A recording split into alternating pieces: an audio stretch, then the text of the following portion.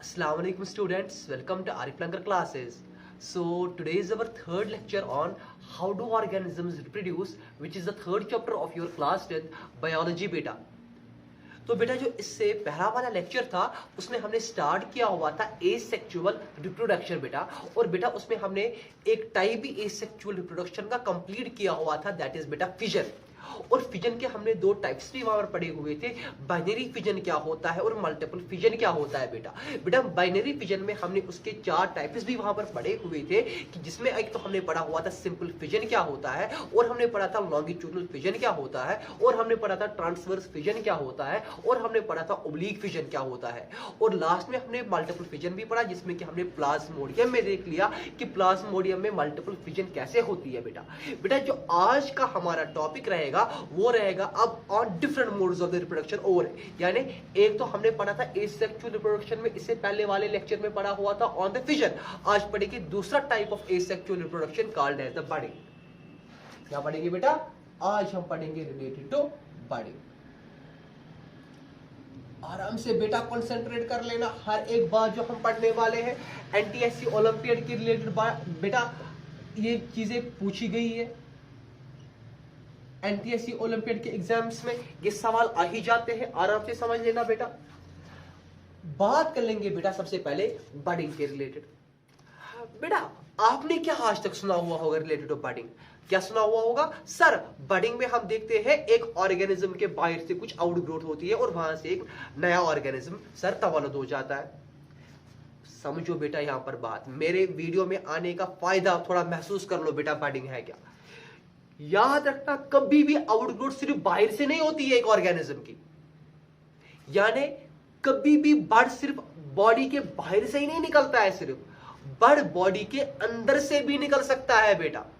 यानी मैं क्या यहां पर डिफिनेशन लिखवाऊंगा और उसके बाद यही चीज आपको समझाऊंगा। It is that method of asexual reproduction, यानी ये एक ऐसा मेथड है एसेक्सुअल रिप्रोडक्शन का इन विच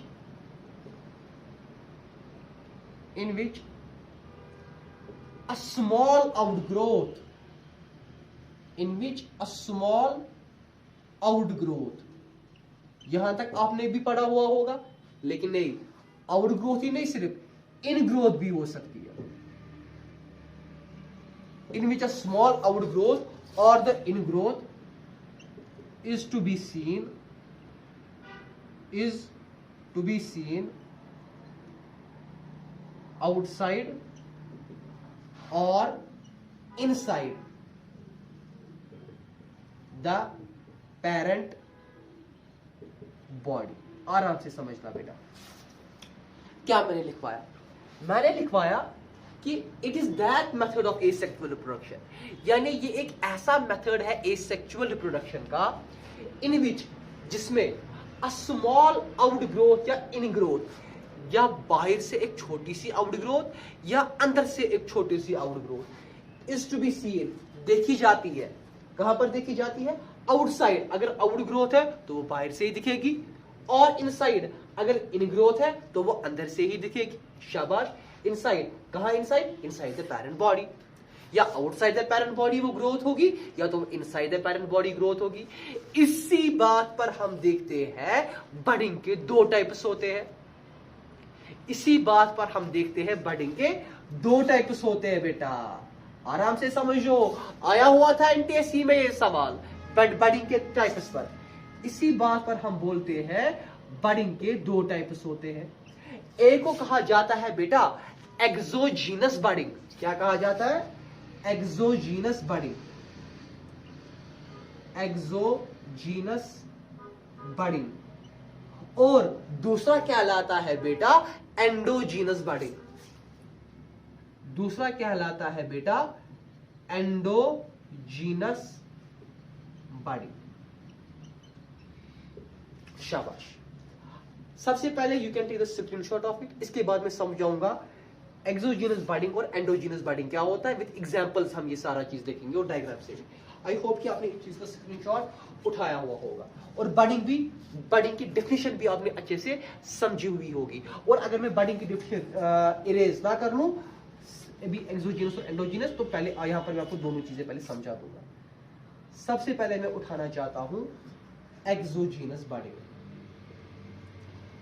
एक्सोजीनस बडिंग, देखो बेटा, as the word suggests, exo, as the terminology hold is the key, as the word suggests, exogenous, यानी एक्सो का मतलब है बाहर, यानी एक ऐसी आउटग्रोथ जो बॉडी के बाहर से देखी जाती है, एक ऐसी ग्रोथ जो बॉडी के बाहर से देखी जाती है, यानी it is that type of budding, it is that type of growth भी लिख सकते हो।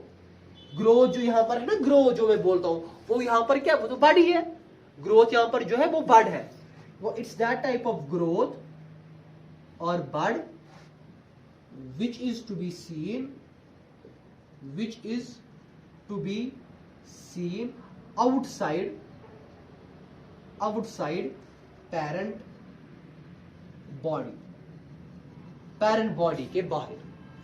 बॉडी के बाहर। आप बोलोगे सर एग्जाम्पल बता दीजिए। इसमें हम एग्जाम्पल बोलते हैं हाइड्रा, और दूसरी एग्जाम्पल है इसी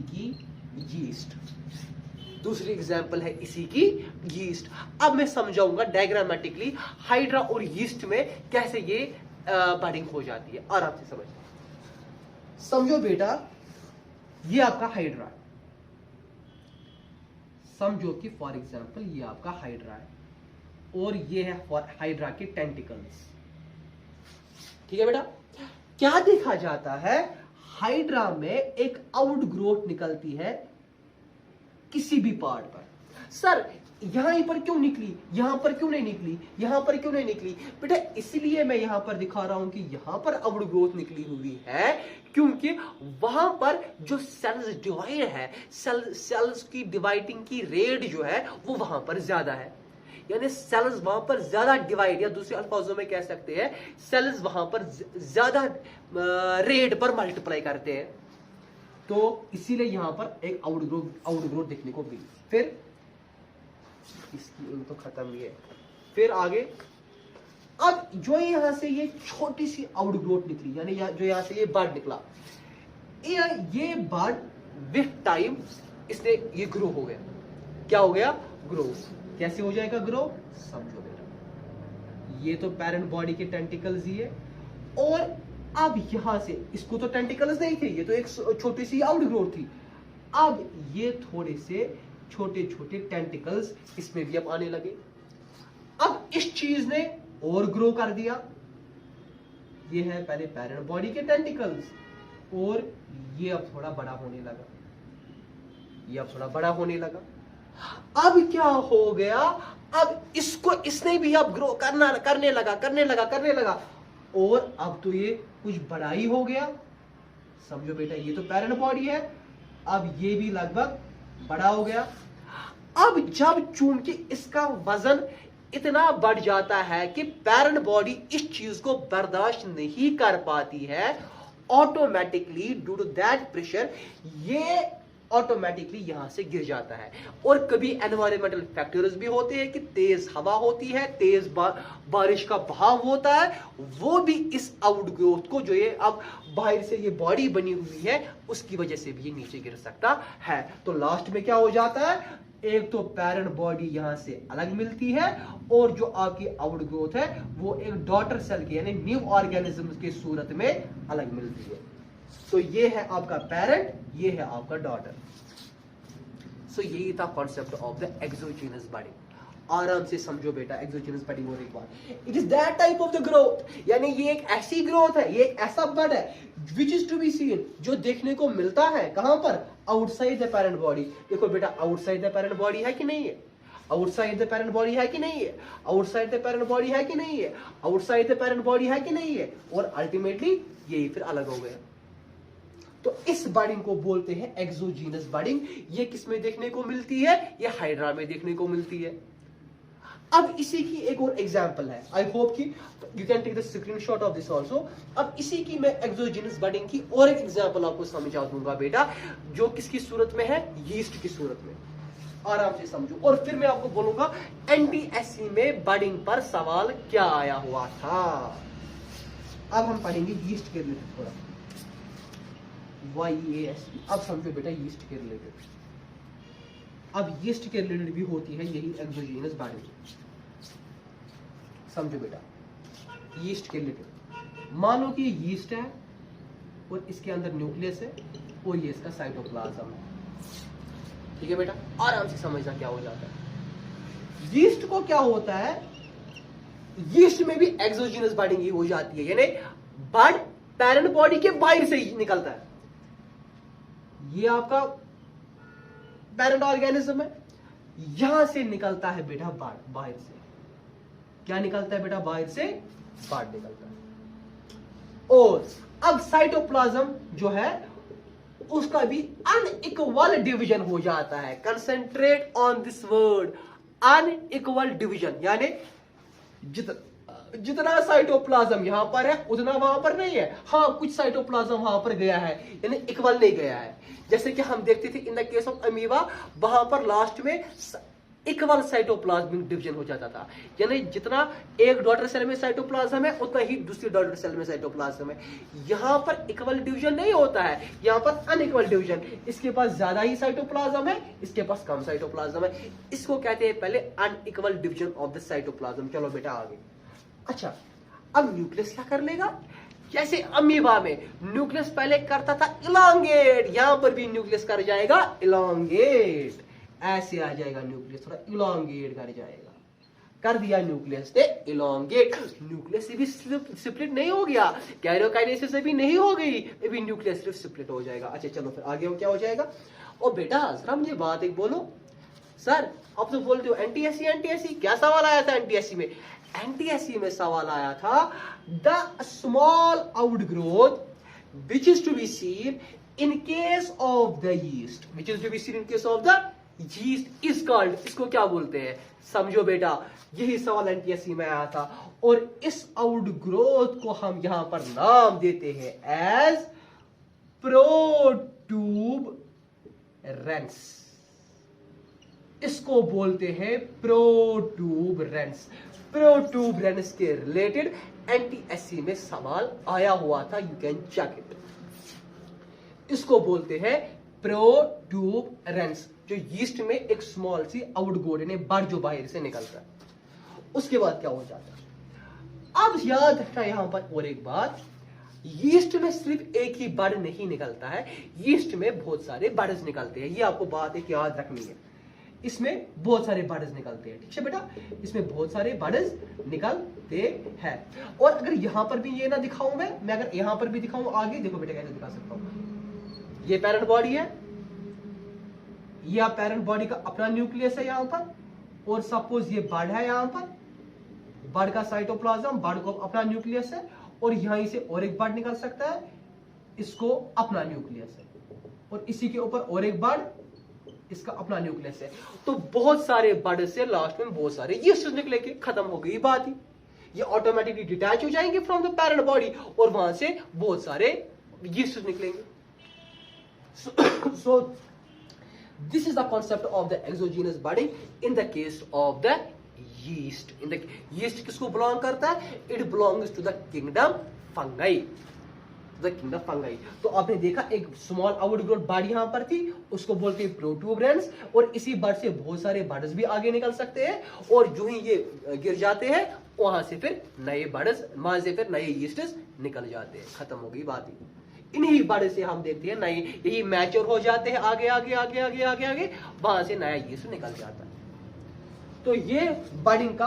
अच्छा चलो और डेफिनेशन ऑफ बडिंग पर अब देखो, मैंने बोला था ना, it is that method of asexual reproduction in which a small outgrowth. देखो बेटा, है आउटग्रोथ, है आउटग्रोथ, आउटग्रोथ, आउटग्रोथ, इसी को तो हम बोलते हैं ना बडिंग। अच्छा सर, आपने और एक वर्ड यूज किया हुआ था सर, आउटग्रोथ भी हो सकती है, इनग्रोथ भी हो सकती है। अब हम इनग्रोथ यानी इनग्रोथ ही कहलाएगा एंडोजीनस बडिंग। अब हम उस एंडोजीनस बडिंग पर बात कर लेंगे। We can take the screenshot of it. शाबाश। अब हम बात करते हैं endogenous body. Now we will talk of endogenous body.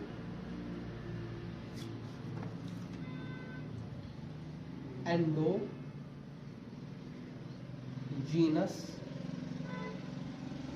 Body. अगर हम बेटा बात कर लेंगे एंडोजीनस बॉडी की, तो समझो बेटा मैंने क्या लिखा हुआ है। It is that type of growth यानी bud which is to be seen outside नहीं, एज द वर्ड से जैसे एंडो एंडो एंडो का मतलब होता है अंदर, which is to be seen inside the parent body, which is to be seen inside the parent body. यानी ये अब ऐसी ग्रोथ है, इन ग्रोथ है, इसको हम पहले इरेज करते हैं। समझो बेटा, जब हम एंडोजीनस बॉडी की बात करते हैं, ये एक ऐसी ग्रोथ है, यानी ये एक ऐसा बर्ड है which is to be seen, जो देखा जाता है। सर कहां पर देखा जाता है? Inside the parent body, parent body के अंदर देखा जाता है। सर इसकी एग्जाम्पल क्या होगी? इसकी एग्जाम्पल हम बोलते हैं स्पॉन्जेस। और सर कौन से स्पॉन्जेस? Fresh water sponges. खुसूसन इसकी एग्जाम्पल आ सकता है एनटीएससी में। ये सवाल क्या आ सकता है? Endogenous body is to be seen in, किसमें? आप बोलोगे स्पॉन्जेस। स्पॉन्जेस में किन में? परफेक्ट एग्जाम्पल इसकी बन जाती है फ्रेश वाटर स्पॉन्जेस, यानी स्पॉन्जिलिया, उसको बोलते हैं स्पॉन्जिलिया। उसको क्या बोलते हैं बेटा?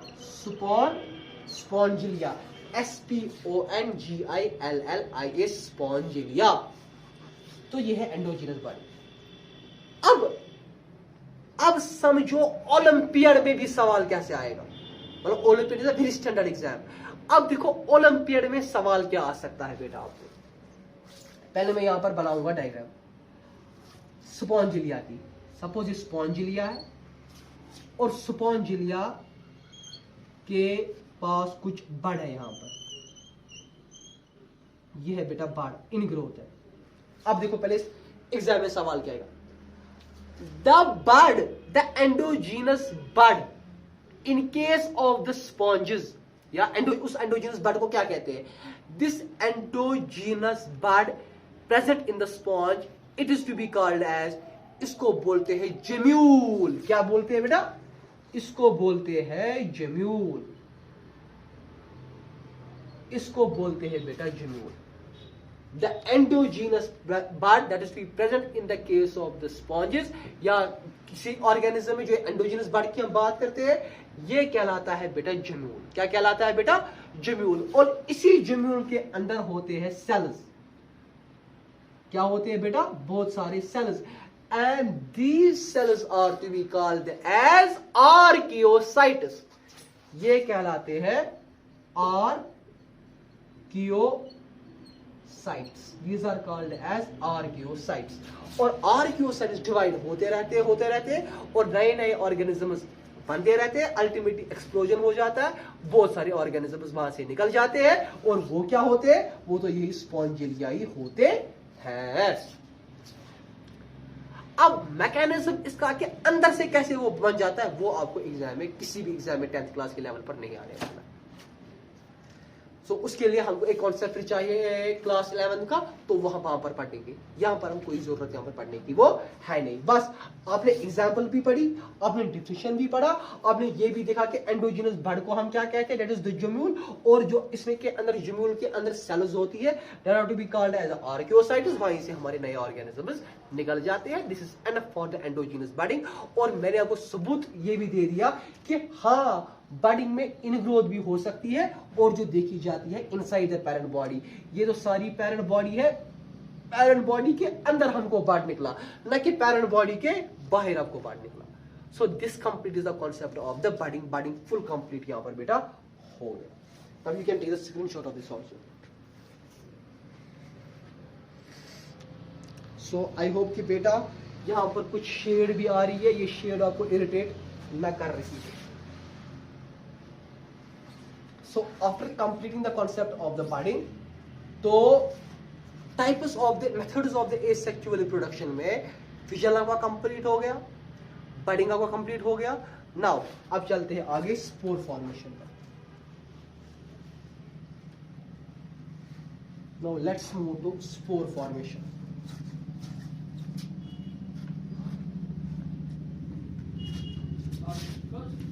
Now let's move to spore formation.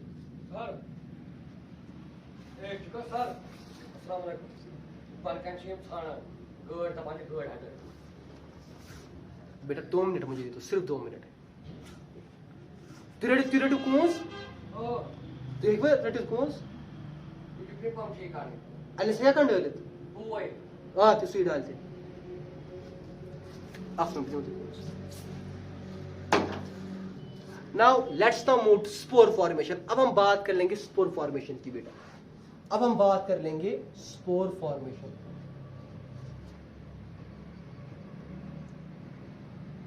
Now let's move to spore formation.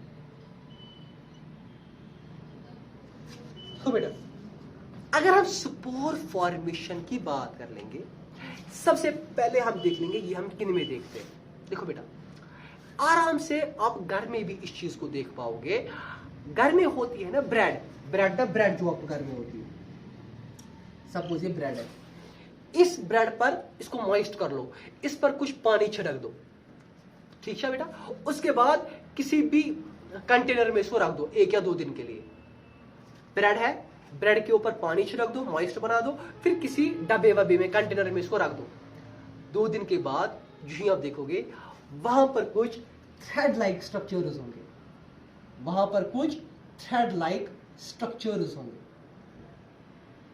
और बेटा जो ये थ्रेड लाइक स्ट्रक्चर्स होते हैं ना, इनको कहते हैं ब्रेड मोल्ड। क्या कहते हैं? इनको कहते हैं ब्रेड मोल्ड। क्या कहते हैं बेटा? Bread mould. And the scientific name of the bread mould is Rhizopus. इनको बोलते हैं बेटा Rhizopus. Rhizopus is the scientific name of the bread mould. Bread है, उस पर आपने पानी छिड़क दिया, उसको मॉइस्ट कर दिया, फिर कंटेनर पर रख दिया, कंटेनर में रख दिया। 2 दिन के बाद आप ऐसे ही थ्रेड लाइक स्ट्रक्चर्स पाओगे जिनको हम ब्रेड मोल्ड कहते हैं and whose scientific name is Rhizopus. Bread mould के जो ये थ्रेड्स होते हैं इनको बोलते हैं हाइफे। एनटीएससी में सवाल आ जाएगा, आप इनको हाइफे बोलो या फ्लाइमेंट्स बोलो, एनटीएससी में सवाल आ जाएगा। The filaments of जो filaments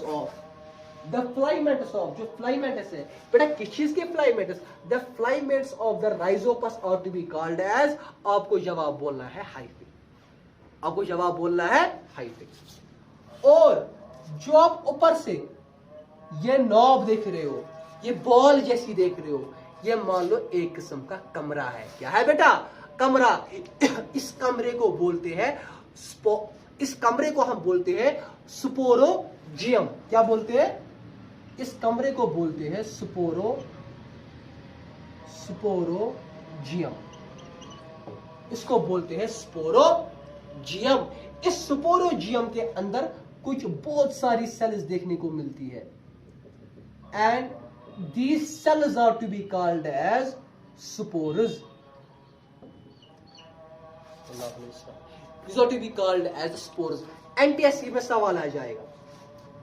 The spores are enclosed by a tough structure, a tough wall structure. What is that called as? NTSC में सवाल आएगा, आपको बोलना है that is to be called as sporogium. उसको हम बोलते हैं स्पोरोजियम। ये तो आपको 10th क्लास के एग्जाम में भी आ सकता है आराम से। इसको हम बोलते हैं स्पोरोजियम। अच्छा ठीक है। और इन थ्रेड लाइक जो ये थ्रेड जैसे स्ट्रक्चर्स है इनको कहते हैं बेटा हाइफे। क्या कहते हैं? हाइफे। अब क्या हो जाता है? अब जो ही ये सेल्स जो है अंदर ये इतनी बढ़ जाती है कि जो ये स्पोरेंजियम है अब इस प्रेशर को ये बर्दाश्त नहीं कर पाता है, ये स्पोरेंजियम फट जाता है। फटने के बाद क्या होता है? यहां से निकलते हैं स्पोर्स। क्या निकलते हैं बेटा? स्पोर्स। वो गिर जाते हैं नीचे और उन स्पोर से नए ऑर्गेनिजम्स निकल जाते हैं, नए राइजोपस निकल जाते हैं, जो नया प्लांट वहां से उगता है। एनटीएससी में सवाल आ जाएगा, स्पोर गिर गया यहां पर, यहां से नया राइजोपस निकला। What is that new plant called as? इसको हम कहेंगे इसको कहते हैं स्पोरो, इनको हम कहते हैं बेटा स्पोरोफोर्स, इनको हम कहते हैं बेटा स्पोरोफोर्स, PHORES, इनको हम कहते हैं बेटा स्पोरोफोर्स, भी इनको हम कहते हैं बेटा, ठीक है। इनको स्पोरोफोर्स के नाम से भी पुकारते हैं। और कुछ रूट लाइक स्ट्रक्चर्स भी देखे जाते हैं इनमें। क्या देखे जाते हैं बेटा? Root like structures in this Rhizopus, and those are to be called as rhizoids. उनको हम राइजोइड्स कहते हैं। RHIZOIDS, इनको हम बेटा राइजोइड्स कहते हैं। तो हाइफे भी समझ में आ गया आपको, स्पोरेंजियम भी आपको समझ में आ गया, स्पोरोफोर भी आपको समझ में आया, जो नया राइजोपस निकल रहा है। और जो इसके अंदर ये रूट जैसे निकल रहे हैं, they are to be called as the rhizoids. These roots like structures are to be called as the rhizoids, जिसकी मदद से ये नीचे जमीन में कुछ पानी वानी भी ले सकते हैं बेटा। These are to be called as the rhizoids. फिर क्या होता है? फिर यही स्पोर्स गिर जाते हैं नीचे, बर्स्ट हो जाता है, उन स्पोर से नए प्लांट्स देख सकते हैं। तो डिफिनेशन क्या बनेगी इसकी? सिंपली फिर आप इसको पॉज भी कर सकते हो और उसके बाद ये उतार भी सकते हो। तो spore formation is that process of that method of the asexual reproduction in which the new plant basically grows, in which the new organism grows from the spores. वो कहाँ से उग जाता है? स्पोर से। और उसके बाद सारा मैकेनिज्म ये समझा दोगे जो मैंने यहाँ पर बेटा पूरा आपको समझा दिया है। बस इतना बोलना कि स्पोर से ही नया ऑर्गेनिज्म तबादुल होता है। और मेंशन करना, for example if you will talk of the example of the Rhizopus which who is also called as a bread mold, it contains a plymouth like structure called as a hyphae, and the जो ऊपर से knob like structure called as a sporangium. The spores are enclosed by the sporangium. हाँ, जो ये cells होती, these cells are called spores, enclosed by the sporangium. And when we see the pressure inside the sporangium increases, that they get burst out and the spores come out. And when those spores fall, and from those spores new organisms develops. Example, rhizopus खत्म हो गई आपकी बात। And in fact, this process of the spore formation is also seen in the amoeba. ये amoeba में भी देखी जाती है। आप बोलोगे सर अमीबा में कैसे देखी जाती है? देखो बेटा, अमीबा क्या करता है? ये फॉर एग्जांपल अमीबा है। अमीबा, आप बोलोगे सर वो तो बाइनरी फिजन करता है। देखो बेटा, अमीबा के स्पेशल केस क्या है? कभी इसको सराउंडिंग्स में खतरा लगता है, कभी इसको सराउंडिंग्स में खतरा लगता है। उस खतरे के वक्त करता क्या है? ये अपने इर्द गिर्द कुछ लेयर्स बनाता है, कुछ प्रोटेक्टिव कवरिंग्स बनाता है। एंड दोज प्रोटेक्टिव कवरिंग्स जो अमीबा अपने इर्द गिर्द रखता है, दैट इज कॉल्ड इंसिस्टेशन। उनको हम इंसिस्टेशन कहते हैं, उस प्रोटेक्टिव कवरिंग्स को। That is called encystation. क्या कहते हैं? इंसिस्टेशन। और वहां पर तो हम एक न्यूक्लियस देखते हैं, यहां पर हम देखते हैं बहुत सारे सेल्स में ये बहुत सारे न्यूक्लियस डेवलप्स करता है इन द फॉर्म ऑफ, ये सारे यहां पर कहलाएंगे स्पोर्स। ये सारे क्या कहलाएंगे यहां पर? ये कहलाएंगे spores. And these spores are called as, olympiad में सवाल आ जाएगा, जो ये स्पोर्स बहुत सारे डेवलप हो जाते हैं अमीबा में, when it forms incestation, जब ये incestation करता है, these spores are called pseudopodiospores. इन्हीं स्पोर्स को हम नाम देते हैं pseudopodio, इनको हम कहते हैं pseudopodiospores. और फिर क्या अमीबा करता है? जब इसको पता है कि अब फेवरेबल कंडीशंस आ रहे हैं, ये इस सिस्ट को ब्रेक कर देता है और अंदर इतने स्पोर्स भरे हुए होते हैं कि ऑटोमेटिकली बॉडी बर्स्ट अप हो जाती है। जो बहुत सारे स्पोर्स वहां से निकलते हैं, उनसे नए अमीबाज निकलते हैं। याद रखना आ सकता है एग्जाम में। जो अमीबा प्रोटेक्टिव कवरिंग्स फॉर्म करता है, that is called encystation. 3 layers form करता है, 1 2 3। और जो अंदर स्पोर्स बनते हैं, दीज आर कॉल्ड स्यूडोपोडियोस्पोर्स। तो स्पोर फॉर्मेशन भी आपकी कंप्लीट कर देंगे sickling short of it.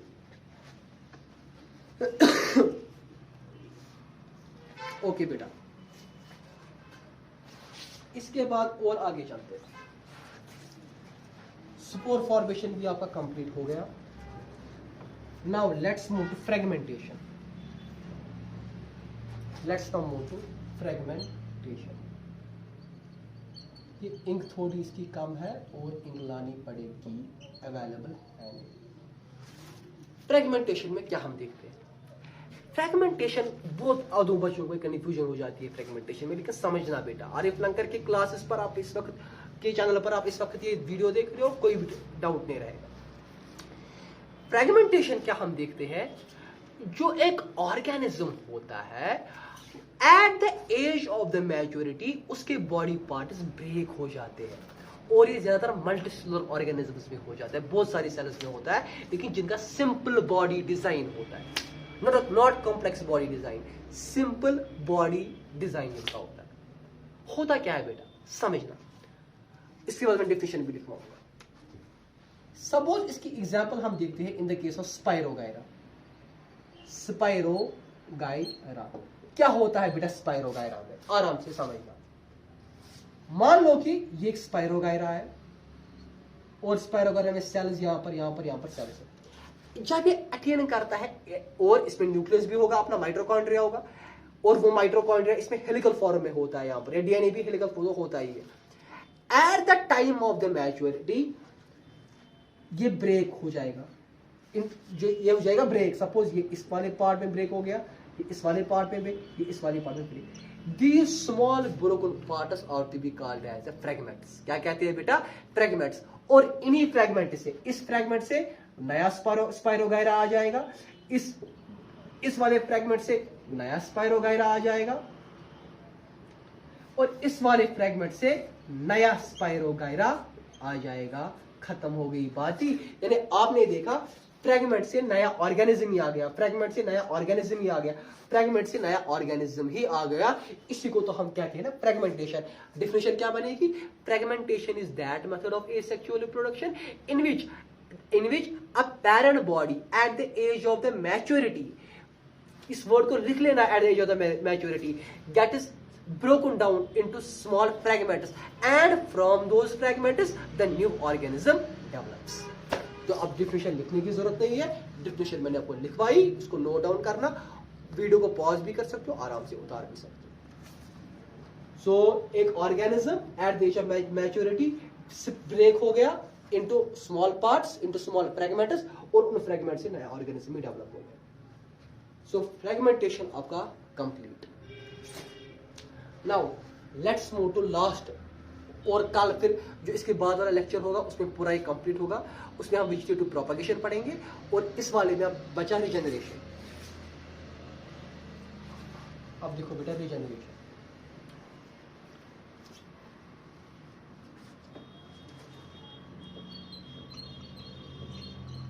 Regeneration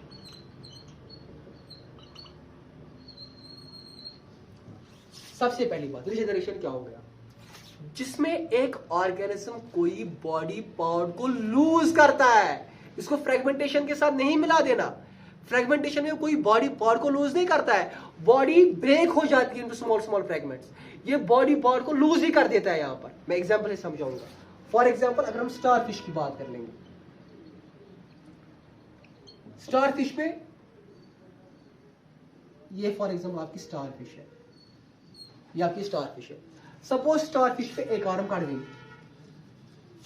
ठीक है, तो ये जो आर्म कट गई, ये यहां एक तो ये यहां से नई स्टार फिश यहां से निकल सकती है, और ये अपने पार्ट को रिजनरेट भी वापस करवाएगा। This is the concept of regeneration. एक जो पार्ट गिर गया उससे नई स्टार फिश निकलेगी, और इस वाले पार्ट से ये रिजनरेट भी वापस कर लेगा। इन्हें बॉडी पार्ट यहां पर रिजनरेट हो रहा है, बॉडी पार्ट यहां पर रिजनरेट हो रहा है। दूसरी एग्जांपल इसकी प्लेनेरिया। अब देखो प्लेनेरिया में क्या होता है। सपोज मैं प्लेनेरिया बना रहा हूं, और याद रखना प्लेनेरिया में सेंसिटिव आईज होती है, और जो ये लाइट देखता है तो इसको खतरा महसूस हो जाता है प्लान एरिया में। देखो प्लान एरिया में क्या है, हेड इसकी बॉडी है और इसकी पूंछ है, टेल है सपोज, और रिजेनरेशन प्रोसेस हो जाती है accidental, it is the accidental process. Suppose यहां पर कट लग गया, क्या लग गया, कट। प्लान एरिया क्या कर लेगा, प्लान एरिया इस वाले पोर्शन से नया बॉडी, नई बॉडी और नई टेल आएगा, और जो ये वाला नीचे वाला पोर्शन है, नीचे वाला टेल एक बॉडी को और नई प्लान, नए हेड को यहां से जन्म देगी, खत्म हो गया बात ही। या एक प्लान एरिया यहां से भी, दूसरा प्लान एरिया यहां से भी, तो लॉस्ट बॉडी पार्ट इसने वापस रिजेनरेट कर दिए और वही in the form of organism ही हमको मिलता है। तो रिजेनरेशन में आप क्या लिखोगे डेफिनेशन में, it is that method of the asexual reproduction, और आधी किताब इसको मेथड भी नहीं लाती है, तो अब लिखना it is that type of asexual reproduction in which a parent body loses its body parts accidentally, and from those body parts we say that a new organism develops। आप ऐसे भी बता सकते हो, या ऐसे भी बता सकते हो कि जो पार्ट लूज हो गया, the body regenerates those parts, the organism regenerates those parts, वो भी आप लिख सकते हैं regeneration. Example starfish, planaria and this is it. तो इसी के साथ हमारा आज का टॉपिक खत्म हो जाता है, आज का लेक्चर कंप्लीट हो जाता है। तो नए वाले लेक्चर में हम मिलते हैं with vegetative propagation and it is types बेटा। तो उसी के साथ आपका एसेक्सुअल रिप्रोडक्शन सारा कंप्लीट हो जाएगा। अस्सलाम वालेकुम।